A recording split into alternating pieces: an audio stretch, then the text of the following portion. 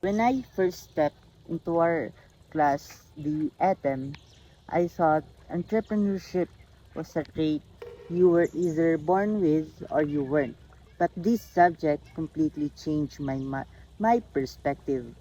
SM taught me that entrepreneurship is a deliberate mindset, a way of looking at problems as massive opportunities and having the structure to actually do something about them. One of the most impactful framework that I learned in this course is that not all entrepreneurs are the same. We studied three distinct types of the entrepreneur. First is the social entrepreneur who drives and innovates solutions to solve community and societal problems. Second, the entrepreneur or who brings the vital spark of innovation and creativity in an owned environment or organization. The third is the classic entrepreneur, the independent builder who spots a market gap, takes the leap, and builds a brand from the ground up.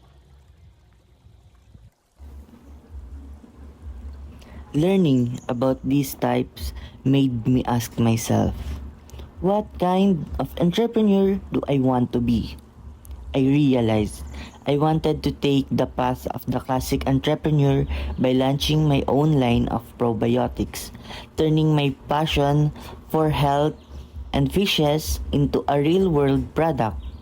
But wanting to start is the easy part. Actually, doing it requires a core atom principle that user taught us. Calculated risk taking.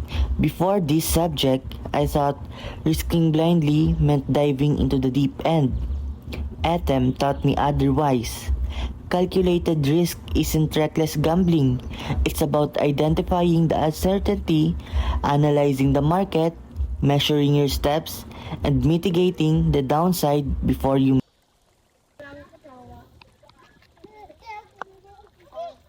Instead of letting the fear of failure paralyze me, I used calculated risk taking as my execution method.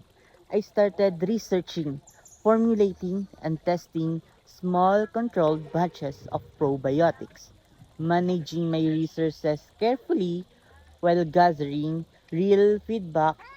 Atom didn't just give me textbook definitions.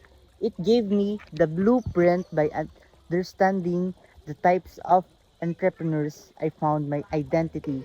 Mastering calculated risk taking, I found my courage. The journey of building my probiotic brand has officially begun, and I have this subject to thank for the foundation. Thank you, especially to you, sir. Sir EJ, I personally wanted to thank for everything you've taught us in Atom. Before your class, starting a business always felt like a distant, intimidating dream for me. But your lessons, especially understanding the different types of entrepreneurs and learning how to take calculated risk, completely changed my perspective. You showed us that entrepreneurs isn't about reckless gambling. It's about strategy, mindset, and courage.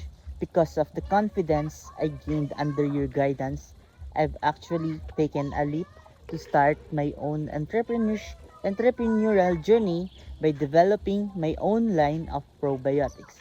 Thank you, Sir EJ, for not just teaching us from a textbook, but for giving me the exact push and tools I needed to turn my passion into real action. I'm incredibly grateful for your impact on my growth. Also, I hope that many of your future students would also be encouraged if they are scared to start their own business. Thank you.